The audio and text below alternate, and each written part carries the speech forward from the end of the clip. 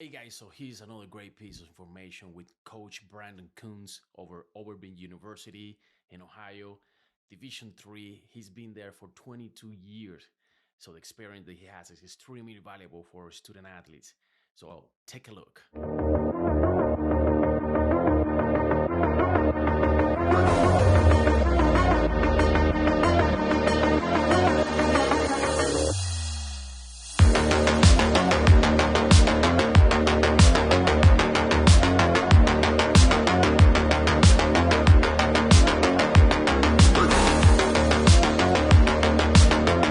I did a lot of research, on you. I hope I don't miss anything. If I miss anything, you let me know. Probably remind me of some things I've forgotten about. So. But man, oh man, I'm telling you, I got a handful of things here for you Okay, good, good. on everything that you have done, thank you for joining me. I know you're a native from Ohio, all right? Yep. So you from Ohio, you're a 6-time coach of the year, and the OAC is the Ohio Athletic Conference, just to make sure that people understand that. Yeah. You are a 3-time Ohio Coach of the Year, 3-time Great Lakes of the Year, Coach Lake of the Year, and then you have won the most game in the OAC's history. Yeah, I've just been around the longest. So if you stick around long enough, you win some games. So I've just been here forever. Been here a lot more. When I saw you on LinkedIn, I'm like, he looks young, but you've been around, man. It's an old picture. I like it. I like it. As well, you've been in 6 tournaments, 7-time NCAA D3 appearance. You've been, you have the record, 290 wins, 91 losses, and is it in 35? Is that how it goes? It's something like that, yeah. You went to the Nationals, right, in 2010? Yeah, we went to the national semifinal that year, but we went out on penalty kicks. So the game is recorded as a draw, but we got eliminated on penalties. And the team that beat us won the whole thing the next day. Oh, really? Well, Yeah. no, man. And now you graduated in Otterbein, right? So Yeah, I did. you're there at the university, right? I just saw you have a psychology degree in 1994, extremely good, and then you become with your master in teaching in 1998. Is that correct? Yeah, that is right. Sounds right. It was a while ago, but I think that's right. Beautiful. So I want you to take me a little bit over, how you start. I know you went to the university right there in Oregon. So do you play soccer since what age? So what was it? When I was a couple years behind my cousins, and so I kind of always wanted to do whatever my cousins did. I thought they were the coolest guys in the world, on both sides of my family, and I did whatever they did. And when they started playing soccer, I was about 5. So my family didn't. I was only 5, but my father really didn't know much about the sport. He was a football, wrestling, and track guy in high school, and soccer wasn't really big in Columbus at the time. And so we started playing, and I just kind of fell in love with the sport. But I grew up playing soccer, baseball. I wrestled a little bit, ran track a little bit. Soccer and baseball were my big 2 until I couldn't hit anymore. It gets hard at some point. So I dropped baseball around middle school, but I grew up in Columbus in an area at a time when the sport was booming. There was a semi-professional team here that had some international players that were seeing out their careers. Okay. And that kind of spurred some growth in the game. So when I was in elementary and middle school, kids in my town in Westerville were really just starting to play. Okay. And the kind of clubs started because some of those semi-pro guys would retire and then start clubs. And that was a brand new scene. Now there's clubs all over the place, but there was one club when I was that age. And if you didn't make that team, then you played on teams that were put up with all your friends that were kind of the next group of guys that were very serious about it. We just didn't make that one team. And that was where I was. There were the guys that were friends of mine that made that club team, and they were being coached by one-time professional players. And my father was nice enough. He knew how much it meant to me, and he learned everything he could about the game. Beautiful. And he would coach my teams, and he would get those next group of guys that didn't make the team and 2 sport athletes and and guys that maybe couldn't afford club soccer, and we put teams together. And Excellent. my father was amazing at that because he didn't know the sport. He didn't know. He read books, watched videos, went to coaching courses, learned everything. He really taught me a lot about how to go about coaching. Oh, nice. Kind of how I got started. So that's what pretty much that guide you to be a coach right now, very much, right? Yeah. He coached my little sister's team when she was 11 and I was 16. And he would have me go out there because he would prepare sessions, but I was the one who'd been playing. So I would go demonstrate for them. And I just enjoyed being around younger kids and trying to teach them. So I loved it when I could show somebody something and then they did it.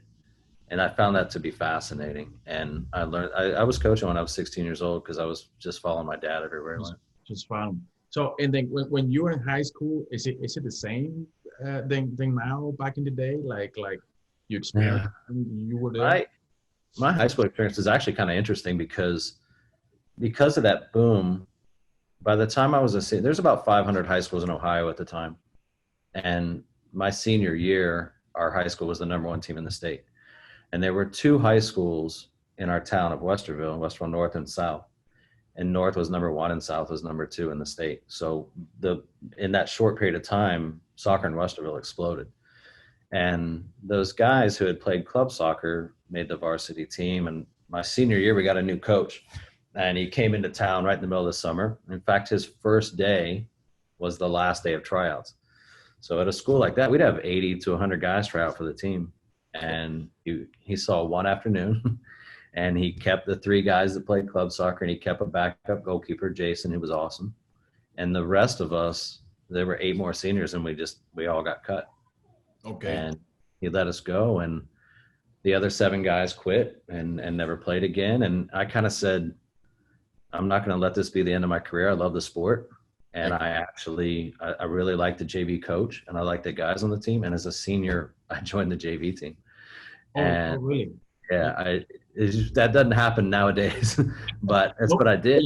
You don't see that nowadays. Yeah. So we played a couple games and things had settled and the new coach was in play. And this guy, I mean, he played for the New York Cosmos. He played with Pelé. He played with Franz Beckenbauer. He knew what he was doing. And he just focused on a younger group. But about 2 games into the season, he was watching a JV game. And he said, "Who's this guy?" And he pointed me out. Okay. And some of the guys said, they said, "That's Brandon. You cut him. He's a senior." And so he gave me a chance. So the next 2 days I trained with the varsity team. And the next game, he put me in. Nice. And I came on as a substitute. And to be fair, things probably couldn't have gone better that day. I don't remember much. It was a long time ago, but I do remember some of that night. And I probably just played about as well as I could. And I did the things he asked for in training. I started doing that. And so the next game, he put me in a little sooner. And there was a kid that was playing ahead of me, and he got injured. And I ended up starting the next 17 games. I started every game. Really? So you made an impact right away within the school. I mean, with the coach, right away, immediately. And to be fair, he gave me that chance. Excellent. Well, that's good. And then, what bring you to play college? Like, did you want to stay in state? I mean, do you recommend that to the athletes? Because I always talk about, hey, let's go out of state, most likely, don't stay in state because it's more difficult, but you stay within your state. So I stayed in my city. I stayed in the same city. In the same city. Yeah. So how did you try to reach another schools and everything or how that worked? I did. For me at that time, the way soccer was in the Midwest and in Ohio at that time, this sport was really growing. There was no professional league at the time and that kind of stuff. So the U.S. national team only, returned to the World Cup in '90. So it was a period of time where things were, like I said, for even around the country was growing. And so that senior year experience of realizing I wasn't going to let someone else tell me my career was over and that it really kind of clinched my passion for the game. And I realized I have to play. So when you think about what I tell kids now, I always tell kids, because I coach club kids that go off, and I've had kids go all over the world and play, and I've had kids go all over the country for sure. And then obviously there was my own experience, and I've had kids stay close. And And there's 1,400 colleges and universities in the U.S. and there's a place for everybody. And so what I tell kids is go visit. So right now in Columbus, Ohio, at my college team, I have a girl from Los Angeles and I have a girl from Chicago. I just picked up a girl from St. Louis. We're recruiting a girl from North Carolina. We got kids from all over the place. But a large portion of my team is also very local because many of them played for me when they were growing up and you know, we had a good bond. So yeah, I just tell kids like, go visit and get on the campus and walk around and feel what it feels like. And, you know, some kids have a 2-hour rule. They want to be able to be close enough to home, but get away. Some kids have, I want to be able to drive rule. Some kids are like, I want to get the heck out of here. I'm flying across country, you know? Yeah. So I've never told anyone it's right or wrong. For me personally, I wasn't good enough to play Division I soccer. Okay. And I wanted to play. So I looked at smaller schools, but smaller schools were also private schools and they were more expensive. Yeah, correct. So I was able to, and this is why I stayed in the same city. In the end, I decided to live at home. Okay. So I could save money on room and board and I could afford the school. Correct. So that's how I ended up where I was because I wanted to play. It was very important to me to play, but I had to find a way to make it work financially. So I went to my hometowns. And that's one of the things that, you know, especially with Division III schools, or when I talk to the parents and to the athletes, you know, when I see a kid that, you know, the GPA is good, you know, it's higher, you know, than, you know, a regular GPA, then 3.6, 3.7, 4.0. I always take a look at these three schools. I love these three schools because academically speaking, you know, and then it looks to me, I didn't have experience, but it looks to me that it's more fun playing Division III than playing Division I or II. Because we know Division I is the most competitive. And then, of course, if you're good, I mean, if you're on that list, you know, on the top athletes, then go ahead. Okay. But if you, I don't know, you tell me if I'm mistaken with this I believe you. Opinion right here. But, you know, if you senior or late junior and a senior and you still not recruit at the Division I, you need to look for some options right there. I mean, what do you think? I mean, like, that's what I see, you know, I don't know.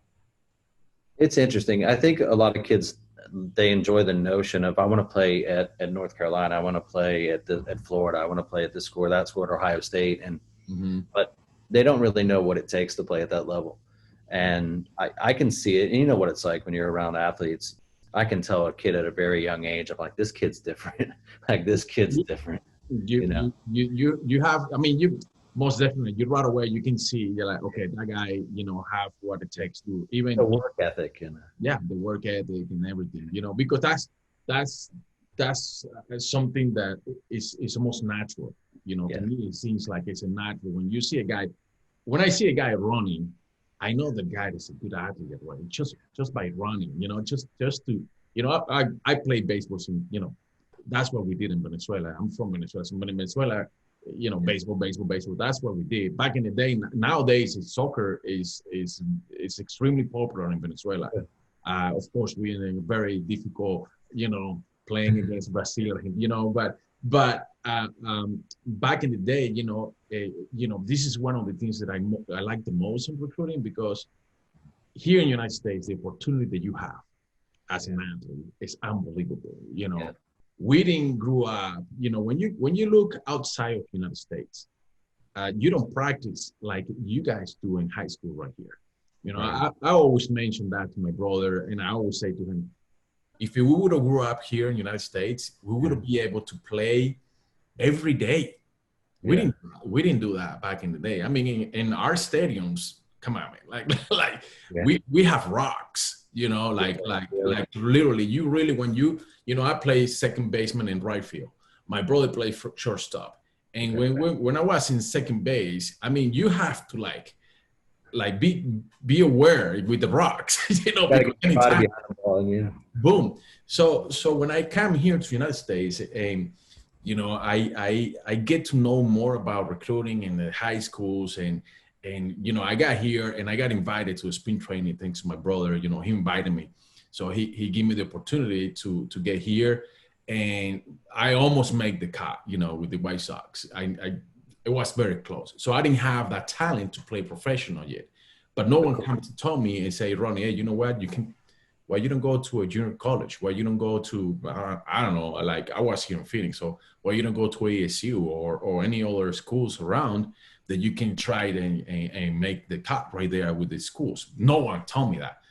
Really? So this is when I start working with recruiting, that's when I become so passionate. I'm like, dude, like we can bring this. We can bring this, out to the world, literally, and I have been in Mexico, in Costa Rica, and Puerto Rico, looking for athletes to come here to the States. And I have, with the organization that I used to work before, and we did that, so now this is what I would love to bring to the athletes, this knowledge that you have right now, this information that you bring it right now is valuable for them, in order for them to get to know a little bit more about what can you do to get recruit, you know what I mean? Like your step, you saying something is extremely good, about the athletes that, look for options right there, right? And get an idea of what you want. Do you want to be close to home or far away? Do you want a big school or a small school? Do you want to be in a college town, or do you want to be in an area near a big city? There's significantly different schools that are kind of far away from everything, but that's what makes it kind of special. Our school is kind of special in that we're very close to Columbus, Ohio, which is one of the 14th largest city in the country. Mm-hmm. So you kind of get a sense of what you want. And I have a lot of kids that are deciding now, and it's funny because you talked about that opportunity to play year round. And sometimes I kind of like it when you miss it a little bit, like there's a point where it goes away. And sometimes I think we do too much. Our kids can play soccer year round. There's indoor soccer and outdoor soccer, and high school blends in with club, and club blends in with high school. And sometimes it's too much. And it's really sad to me when I see a 12-year-old that's like, I want to play in college. And then when she's 17, she quits the sport because she's burnt out. And, it's sad. Well, the statistics are 2 out of 3 kids quit, right? Yeah, it's sad. Yeah. So that's sad. That's sad because I think we as parents, sometimes we push too much, right? I mean, you coach, that, right? Yeah. Tell me a little bit about that, because like my son is 9 years old right now. So, and he plays soccer. I want him to play baseball, but he really likes soccer. Yeah. He's quick, he's fast, but even though that I know about the sports a little bit, I push a lot, like I put a lot of pressure, into how he has to do it. And that's, you as a coach, tell me how wrong I am on this thing. It's hard. It's really hard because you're invested and it's your child. And there are times where you're sitting on a field, especially in a sport. And with baseball, one of the things I struggled with is I was making errors, and I knew it. I was starting the same thing. I was afraid of the ball sometimes, and it would bounce. And I know that my father being a tremendous athlete, that was probably hard for him to sit in the stands and watch his son make errors. But he also grew up as an athlete, and he was extremely supportive, and I was very fortunate to have that. But sometimes you take on that weight as a parent, and emotionally it's very difficult to control that. I tell people, and I kind of brag that I can always see who the parent of the goalkeeper is within about 5 minutes of walking up to a field, because they're the most anxious people. They get super anxious, and they know if their kid gives up and allows a goal, every coach knows that 10 things fell apart before it got there. But you feel that my child allowed a goal, and they get very defensive. And I've seen arguments happen between parents on the sideline when someone says, oh, that shouldn't have happened. And someone says, oh, well, that was her fault. And they get so emotional. And I try to explain to parents as I kind of work with them over the years, how your child takes on your anxiety. And I watch for it, and I have some photographs I've snuck, and I have video that I snuck of parents who were like this on the side, and they're anxious. And I can always tell there's a really bad moment that happens in sports when your kid's on the field, and every time they do something, they look in the stands to see what your reaction is. And that's a bad place to be. That's a bad place. Yeah. Bad place to be. And the kids should be able to, that should be their relief. It should be the place they go to take risks and take chances and try things without the concern of getting it wrong. To have fun, correct? That's what I try to focus. Like I always say, have fun. It's a game, right? Yeah. But we sometimes we just forget about it, It's hard. It's very, very hard. The only reason I think I survived it watching my own children, because I only coached each of my children for about 3 years each, because I needed them to learn from other people. Mm-hmm. But when I was sitting on the sideline with the parents, it was a very different situation because I understand the game, and I sat with people who a lot of times had not grown up playing it.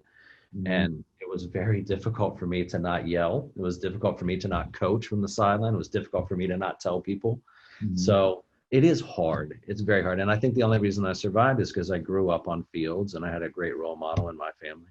Mm-hmm. So I don't envy parents in that situation. It's hard. It's really hard. But the more you can remain calm, the better it is for your kids. And, you know, there are moments if you're only telling them congratulations when they won, or you're focused on winning and losing, you're missing the wrong thing. But if you focus on hard work, and you tell your kids after the game, I love watching you play today, or I love seeing you're sweating so much, you worked so hard today, and you focus on the hard work and those kind of things, that'll come along. But that probably will bring them more enthusiasm at a time that they're going to play, or more, you know, I want to do it because I'm excited just because I'm doing it, or she's getting excited because I'm doing it, right?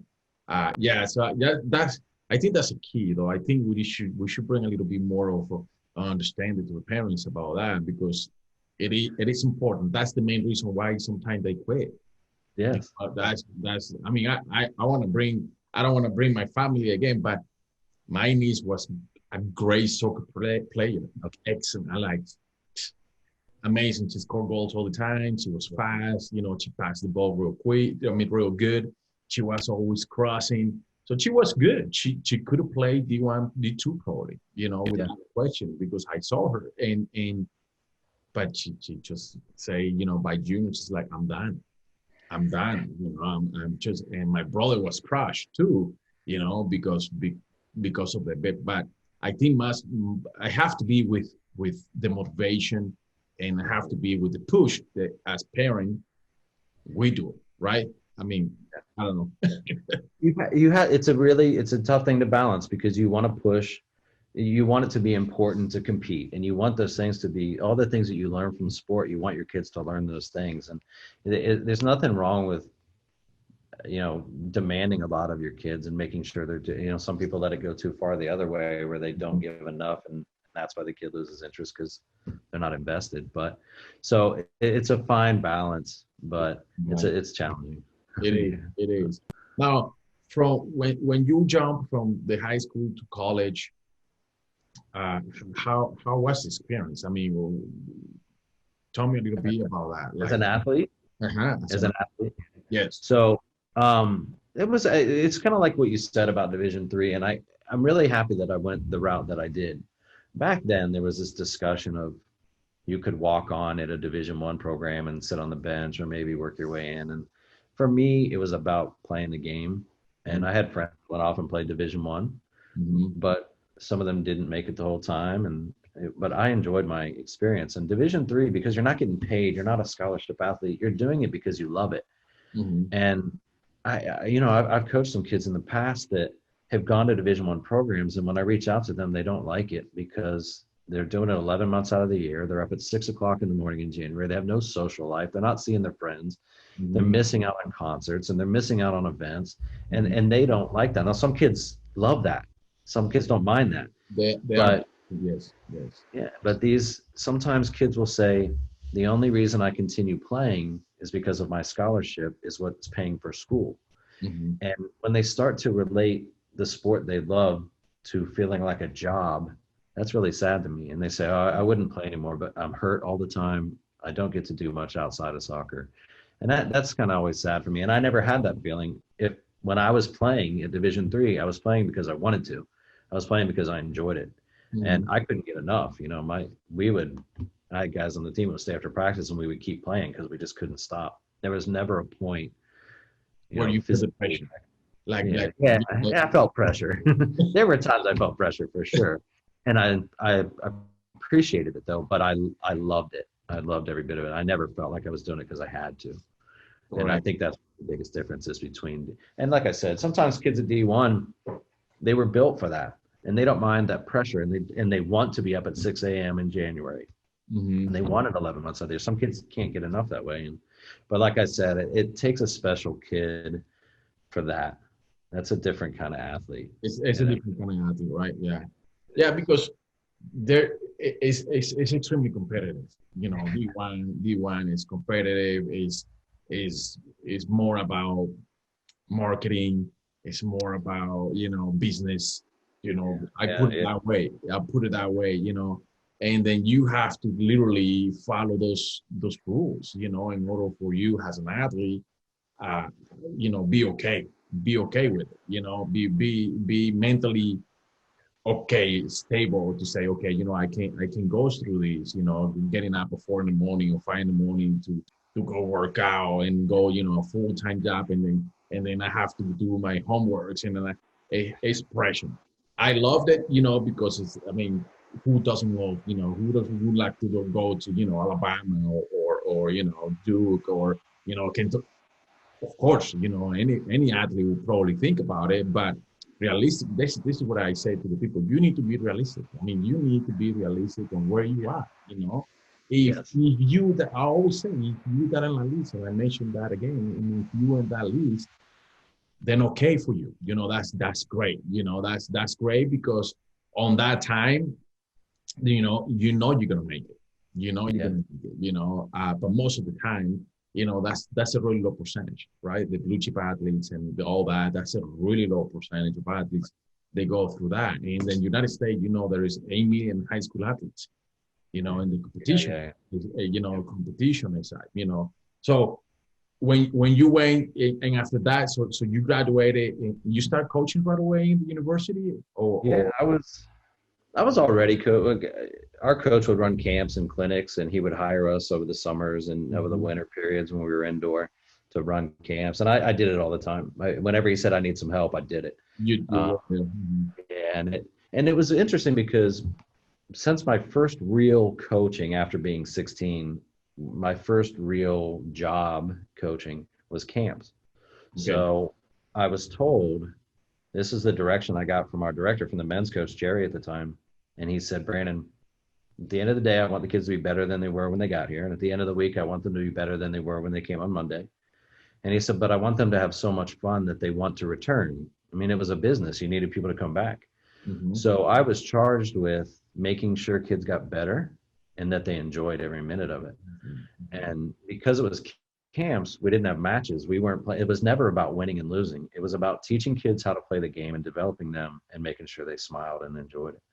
So by the time I started coaching teams, I started working in the club he was working in, and then the job opened up here. But by the time I started coaching with teams, I've still kept that same philosophy. And sometimes I have kids that they want to win, they want to win, they want to win all the time. And I'm super competitive. I hate losing and I want to win. Mhm. Mhm. But I want to enjoy what we're doing too. And I don't think I would still be doing this today if I couldn't tell you. For every win we've had, I could tell you a story where we were just dying laughing on the bus or at dinner.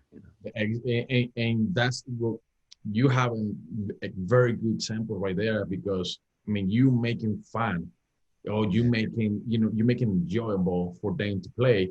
And I hope take a so. look at your record. Come on. Take a look at your record. You showing right there that not just to be a tough dude. You see, take a look. 290 wins. That's It's that's good beautiful. kid.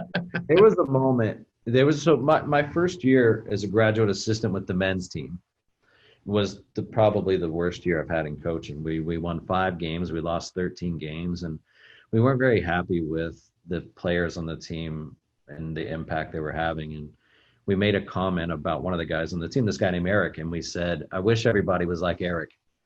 And then we thought, well, we're coaching. Let's just bring in a bunch of Erics. Mhm. So we wrote down what Eric was like, and he was a great guy. Wow. He had a great family. His mom was wonderful. His father was great. He was a good student. He wasn't the best student in the world, but he was a good student. He was a B, like 3.5 kind of student. He was a good student.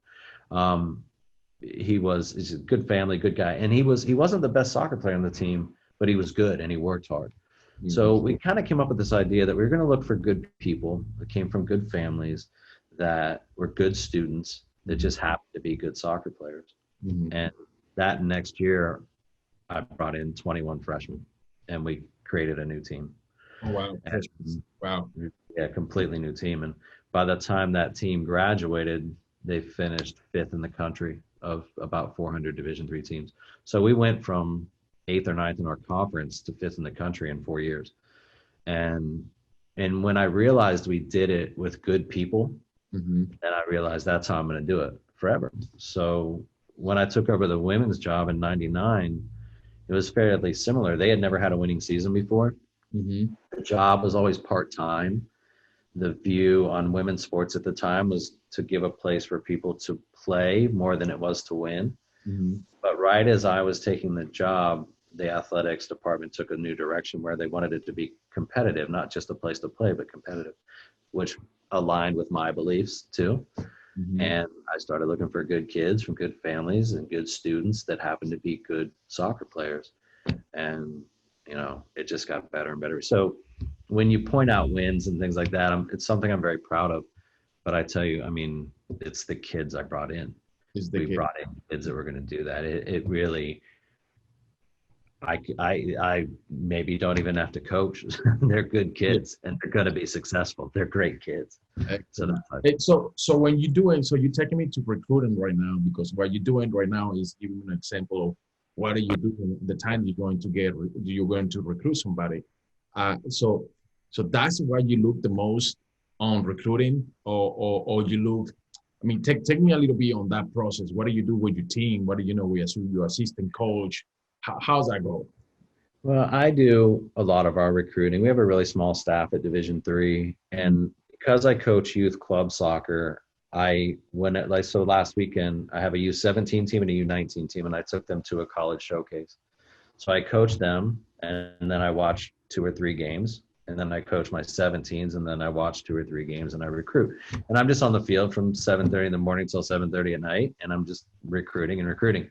But I'm always watching kids I went there to watch. I don't usually have time to just watch a game and pick someone out. My schedule takes about 3 hours to create because I know I have to be on field 7 to see this girl play at 11. But in the second half of that game, I have to get over to field 12 and I have to watch 2 different girls there. And the next hour, I have to go to a different park and watch kids play. So a lot of kids believe that if they play well, a coach will see them and pick them out of a crowd. And that's not the case. You need to be proactive and reach out to coaches so that when they show up at an event, they're there to watch you, not to find you and hope that. So I'm very detailed in who I am watching at any given time. And then what I watch for is a little different. One of the questions I ask kids all the time is, what do you do on your team that nobody else does? We can talk about strengths and weaknesses, but I kind of need to know what it is you do that no one else does. Is there something you do that makes you that when I need that thing right now, I need that kid right now, like that kind of thing. So, and then when I watch, there are technical things I watch for. I can tell a lot about a player by their first touch. So in soccer, if you have a good first touch, I know you're at a certain level technically. But if you have a first touch that takes you away from pressure, so it's a good first touch and takes you away from pressure, then it tells me you're aware of the area around you. And if you take a first touch that goes away from pressure but prepares you for your next action, then that tells me that you knew what you were going to do with the ball before you got it and you're aware. Before you got it. I can see a kid take a good first touch and I'm like, I like this kid because I can learn a lot from moments like that. And then, to be honest with you, and this is the advice I give my club kids all the time. I love to see when you're in really difficult situations. I do not want to go watch a recruit win 4-0 because everybody's having fun when you're winning 4-0 and it's easy. I want to see when you have a bad referee. I want to see if someone on your team is barking at you a little bit. I want to see when the crowd's turning and they're yelling and stuff. I want to see you make a mistake. I've seen kids go to tears when they know someone's watching and they miss a shot. I want to see you miss a shot because I want to see how you react to it now because it's part of the game. So I tell my youth kids all the time, the best thing in the world you can do in front of a college coach is make a mistake. Because now they're going to watch the next 5 or 10 minutes and see how you react. Exactly. So hopefully that alleviates some of the stress of making a mistake in front of a coach.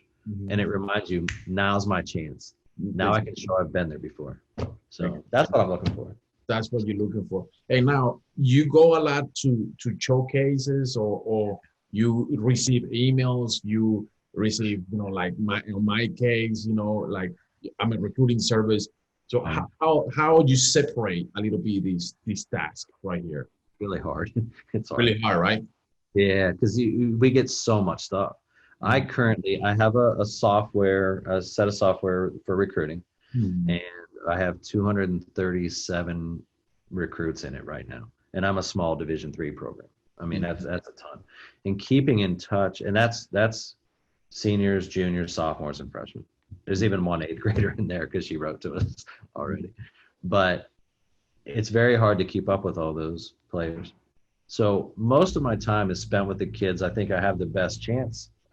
So if a kid writes me a letter, and that letter could have been given to anyone, I don't know if I follow up on that kid too much, but if the letter to me says, "Hey, Coach Koons, I had a tournament near your campus last weekend, and we drove by, and it was beautiful. And I looked into what the majors were, and you have my major, and it looks like it's really good. And I looked into the soccer team, and you guys have had some success. And there's a girl from my high school that I didn't realize that's where she ended up. And all of a sudden she makes this connection to us. And now I know this kid's that has more value. That has more value to you, most definitely. Yeah, so I'll follow up with that kid very, very quickly. Very quickly. Excellent. See, that's important. That's, when I talk to kids, I always say, you need to make it personal. Yes. You need to make it personal, because it's not, if you do, hey, I want to be the best, I'm the captain, that probably is not going to fly. Right. You need to make it. How's that? I need to know you care. I need to know that you're invested in us. Yeah. Exactly. That's a good kid. That's a good note for recruiting, because when it comes to, for them, it's more valuable for you as coach as well, without a question, right? Yeah. I mean, they don't want to receive a letter from me that could have gone to anyone. So when I write to kids, I try to say, "Hey, I saw you play last weekend, and I love the way you take people on 1v1, and I'm looking for a few kids that can do that." And then maybe the rest of the letter is something that I've had to cut and paste, because it's hard to write to that many kids, and I want them to know the same things. But I have to make some kind of personal attachment there to a kid to let them know that I'm interested in them. So that's important too. See, and what about the highlights? Like when you talk about highlights, when kids send you, the highlights, what happened with that? To highlights? Yes. Yeah. So, and there's a couple of different ways. I certainly don't mind seeing that type of stuff. And especially when it's a kid I don't have the opportunity to see play. So if I can see they played in this league, and maybe it's a highlight that's written out, right? And they're saying I played in this league, and I played at this level, and I played in this event, that helps me.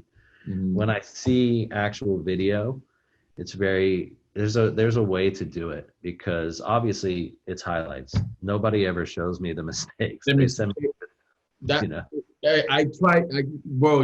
It's good that you mentioned, because I try to say, what? It's better if you show probably like 10 minutes of a game, or that way people will see, or coaches will see you, how, through you, when you're playing, because everybody in the highlights, okay, I scored 20 goals and I did these passes, most definitely, I always, of course, it's good because it makes you feel good as an athlete. But is it better for the coach to see that? I don't think, if I'm a coach, I wouldn't think so. I think, and what I tell kids when we talk about video, I tell kids, ask the coach you're sending it to what they want. Some coaches want an entire game. Some coaches want highlights. Some coaches, if I'm looking at a goalkeeper, I actually want to see a training session a lot of times, because in a game they may not get to do much. But I love to watch goalkeepers during warm-ups. If I go recruit a goalkeeper, I watch warm-ups instead of the game. I watch the game too, but I get there to watch warm-ups. And recording a training session for a goalkeeper is important. Some coaches like a game. Some people like 4 minutes. And a lot of people say, look at it like a trailer for a movie. Like it should be enough to make me excited that I want to see more. There is an art to making a soccer highlight film. Sometimes a forward shows a clip where they take a first touch and they shoot. But a lot of coaches, I need to see about 15 seconds before that. So go backward, circle yourself, and I want to see your movement. I want to see how you got to where you are. You cross. Yeah. So don't just put the highlight there. And it's funny, sometimes kids don't realize they put a clip on there that actually is a detriment to them. Where, you know, I say this all the time, I'll get a resume and it has a photograph on it, and a girl has just taken a shot, and she's like, here's a photograph of me and I just took a shot, and she loves it, but her foot shape shows me that she didn't lock her ankle when she struck the ball, and the photo actually tells me she doesn't know how to strike a ball properly. So like, you have to be, I would rely on a club coach or a high school coach or someone in your business to say, before I send this out, does this look right? Looks Because right. sometimes they send the wrong thing out there and they don't realize they've done that. That's good. No, that's a good. And then you're teaching me too. You know, right now you're teaching me, because that's important. It's important to know that the athletes need to have, you know, a better understanding of where they are. You know, not just academically, but you know, athletically too. Like, okay, you know, is it true? You know, like, I can pass the ball, I can cross the ball, I can attack, or I can, you know, defense, you know, make it the defense this way or that way. You know, right wing, left wing, whatever it is, right? So like you mentioned right now, the goalkeeper, you know, I have a goalkeeper, you know, that's the main reason why we're talking right now. And she sent me a video of practicing, and I say, this is what you have to put on your highlights, you know, on your, see, this is the real you practicing, you know, like, that's good. I like that. And she's a great case for you to talk about, because it's into not only video, but social media. And I know most about her through social media. And kids are smart enough now to know. Years ago, we were like, you can't post that picture, you can't say those words. And when people thought only their friends were seeing it, then they realized bosses and potential coaches and potential employers and, you know, people were seeing it. So kids are pretty smart about it now, but they still miss an opportunity, I think, to actually promote themselves.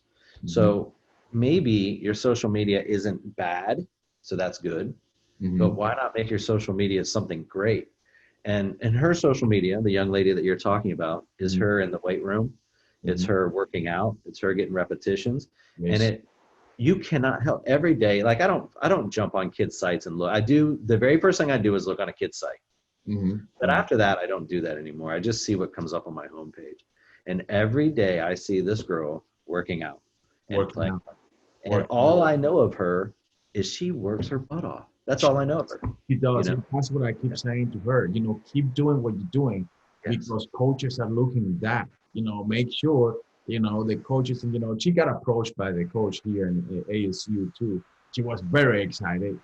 You know, probably she didn't make the final cut, but she's very excited about it. So she texted me actually this week, and she's like, what should I do? You know, I got approached by this university as well, at D2 University. I'm like, you know what? Just go visit. Because she's like, should I go visit? I'm like, should I go there? I'm like, yeah, of course. You know, go. You know, go, because that's gonna give you a good feeling of where you are, and you're gonna talk to the coach, the whole deal. But you know what she's doing is that's what kids who should be doing. You know, because, you know, sometimes you see social media, like you said, it could be good or it could be bad. You know, and that's where sometimes I try to say that as well. You know, when I do some presentations, you know, to high school, I used to do that. Right now, we're not doing that, but I used to do, you know, a little, you know, a speech into, you know, the coaches and the athletes, and I always mention social media. You know, how important it is to, you know, because, you know, if you have a, you know, a bottle of wine or a beer or whatever, you know, that's not gonna fly. It's funny though, because it's not even just, oh, I won't use foul language, or I'll make sure there's no picture of alcohol in there. Coaches recognize deeper things than that. I know a story of a young basketball player that she was going to go to school for free where she was going.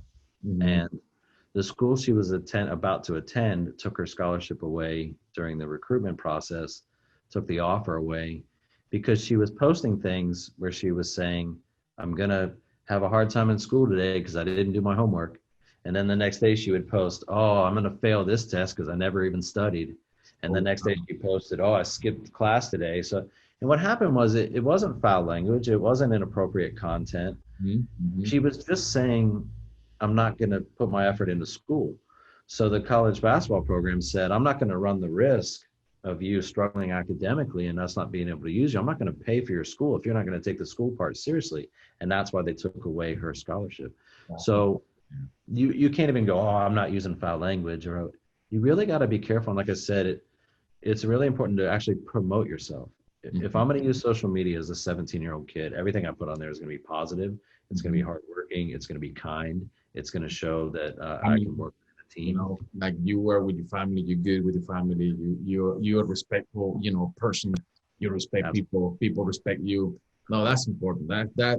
I say that's a good key as well for recruiting. You know, I did without a question. You know, so well, you know, any coach, you know, every coach would tell you something different, you know, about it. But I think, you know, what you mentioned right now is crucial, you know. So and then from going back to your career, man, because you have a fantastic career. I congratulate you, man. To be honest with you, coach, I'm happy that we're having this conversation right now. Out of those 6 tournaments and out of those 7 NCAA appearances, which one is the one that you say, Ronnie, this is it. This is the one that is going to stay there? That's tough. It's tough. I know people say, what was your favorite moment and what was this and that? And, you know, I think my favorite moment in soccer so far, you know, my daughter grew up on the field here. I mean, there are literally photographs of me holding her while I coached a game. Oh, really? And there are pictures of her and I hugging. And then when my second daughter came around, the 3 of us hugging after a game when they were 7 and 5 and that kind of stuff. And so my ultimate highlight my entire career was the first day I put my daughter on the field when she played here, when she was a freshman. And then she played a little more as a sophomore year. She's a junior right now. So that was hard for me to coach and not get like tears in my eyes in that moment, you know, because it was such a big moment. But when you talk about the successes side and the tournaments, that's weird too. Like our first time in the tournament was exciting because when I took the job, I didn't know it was possible. I knew we could work toward it, but I never would have guessed that we would be there. So the first time was fun, but you can't discount the semifinal, the national semifinal, because I mean, I'd have to choose that. You were there, like almost there, you know, in the semifinal. That's the one that you guys lost by a penalty. Yeah, we were in penalties, and we hit the post. Each team's goalkeeper made a save, and we hit the post. And like I said, that team won it all the next day. And there was a moment because there's so many people down there. We were in San Antonio in December. It was December 3rd or 4th, and there's a group of you know, people that represent different regions across the country, and they sit right at midfield, and they have the best seats, and they just watch, and they're right between the coaches, and they soak in all the information. And the regional reps, you know, we're devastated. I'm walking out on the field to put my arm around a kid because she missed her penalty, and I just want to tell her how proud of her I was, you know. So, but as I'm walking out on the field, I heard one of the representatives. He said, "Man, that team, they'll be back." Now, we haven't been back there yet, but it was such a nice compliment for me to overhear that essentially he was saying we belong there, that it wasn't lucky. We didn't sneak through, that we belong there. And that confirmation and acknowledgement that we belonged in that game, I would have rather won, but it made us feel like we belong there. Excellent. Yeah, well, that's probably one of the. I have to look. Hopefully, I can find it online and see if I can see part of that game. We have a YouTube channel that has highlights from that weekend, the things we did off the field, because you do community service and you have events and team dinners and things. But then there's also a large clip of moments from it. It was a good game. It was a really good game. Good game. Excellent. I'm gonna look for it. And then tell me something else, because I know you're a family guy. It looks like you family. I'm a family person too.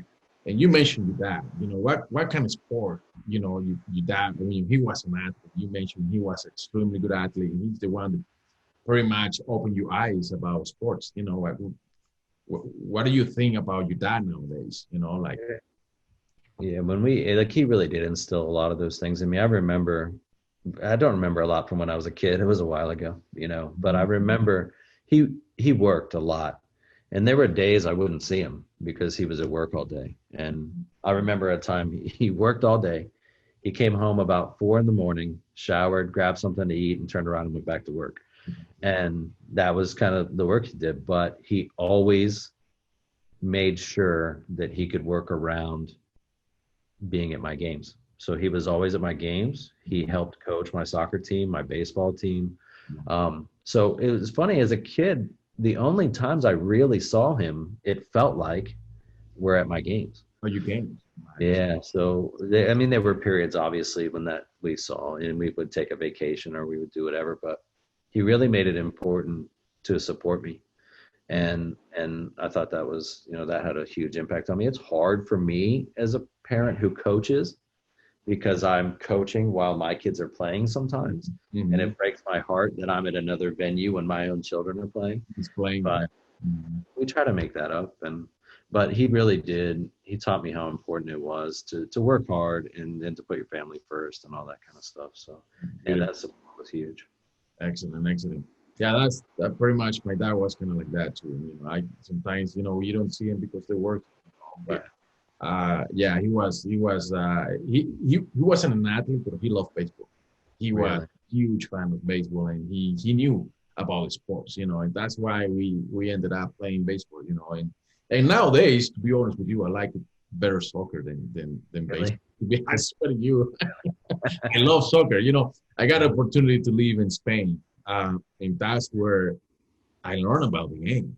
To be honest with you, because right there, it's every day, like there's nothing but soccer, football, they call it right there.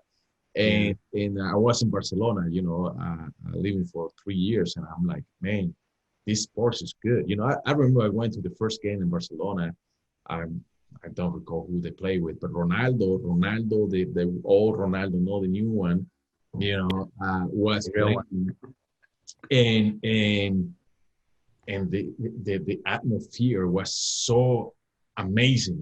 I've been in games. I've been in MLB games. I've been in, in Venezuela. It's kind of crazy though. Venezuela, when you go to a stadium, it's another deal. But when you play soccer, it's like, wow. It's like, or when you were there, so from there, I'm like, man, I like soccer, and then I started following a lot, about the European leagues. And now MLS is growing big time. Yeah. I think MLS is doing a good job.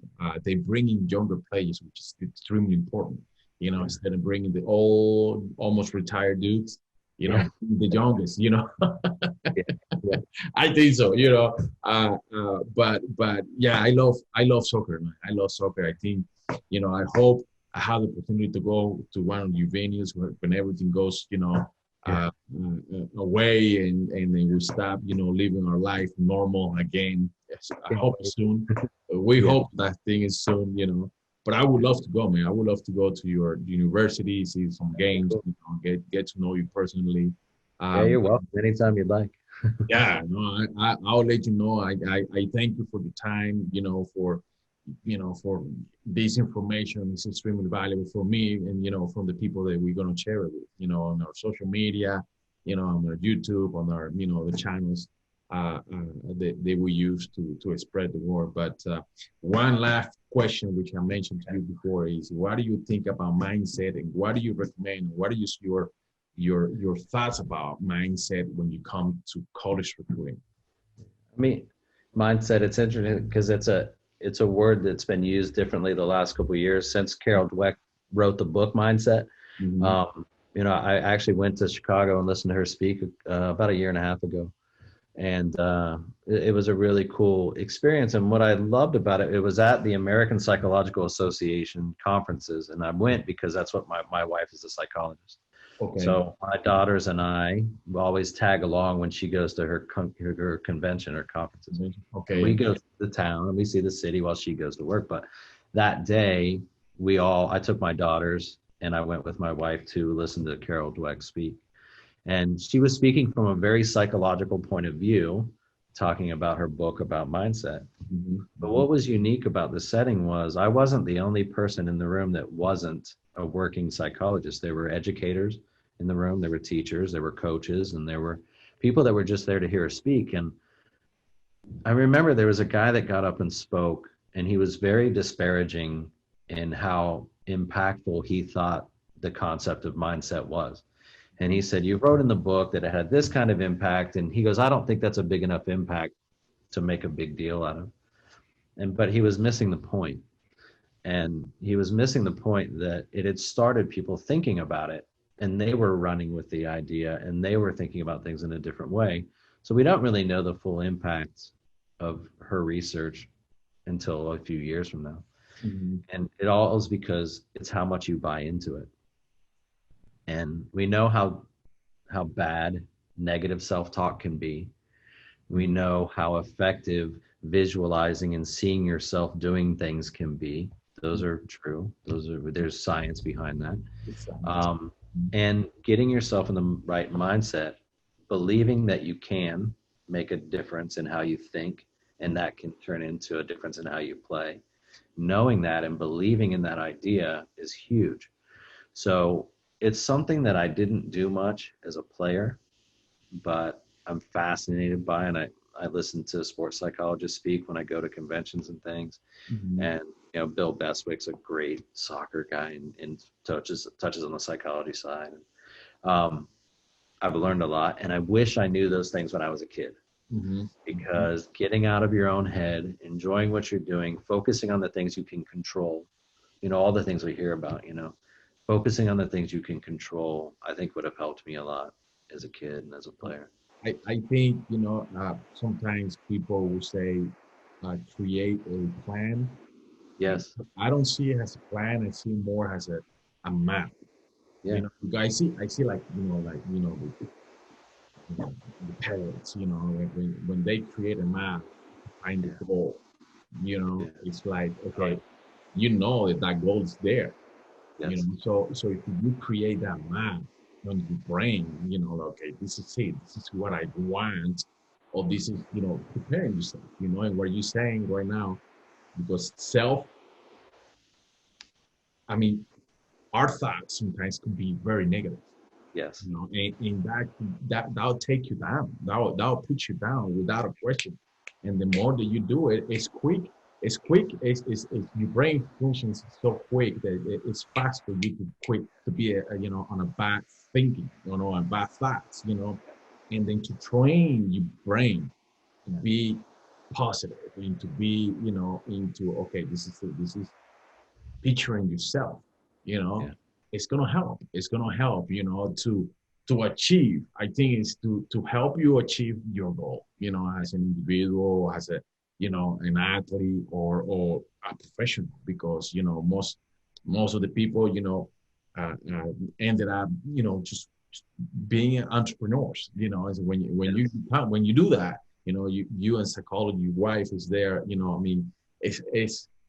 It's important. I love that. Now that's the main reason why I call it like that, college recruiting mindset, because it's a variety of what can you do in order to be better at what you are. And then you mentioned something very important is, back in the days, I say this to my wife as well, but it's like, I wish I would have the knowledge that I have right now.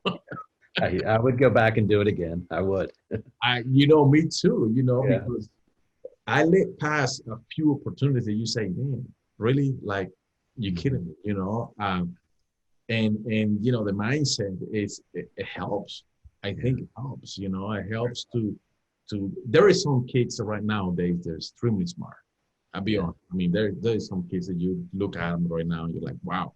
I wasn't like that when you was that age, but the majority are not, like they're not prepared mentally, right? So doing the mindset, like you say, just to make sure that remove away the negative thoughts, And preparing. You spoke about preparing, and you've said that word a couple of times, and you have to prepare for mistakes and setbacks, and prepare to readjust your plan and things like that. And our bodies are still wired to respond emotionally. We still have a fight or flight capacity in us, where if we don't prepare ahead of time how to deal with setbacks and mistakes, then we react emotionally instead of our prepared, our work and our, preparation for those things. But when we work on emotion only, we end up saying things we didn't want to say. We do things we didn't want to do. It's very easy for soccer players to go foul somebody because you're frustrated and angry. But if you had prepared for that moment differently, you would have reacted better. And I think that preparation, like you kept saying there, is so important. We have to prepare for mistakes, and we have to prepare for moments that don't go our way. Well, if you don't make a mistake, you're not human. Right. Yeah. Or you're not trying hard enough. Exactly. You're not trying hard enough. That's correct. That's true. You're not trying hard enough. So you that's have to be part of your map right there, your route. In order for you to make it happen. So yeah, it's fascinating. Brandon, Koons, thank you so much, man, for your time. Thank Coach. you. Appreciate it. I appreciate it.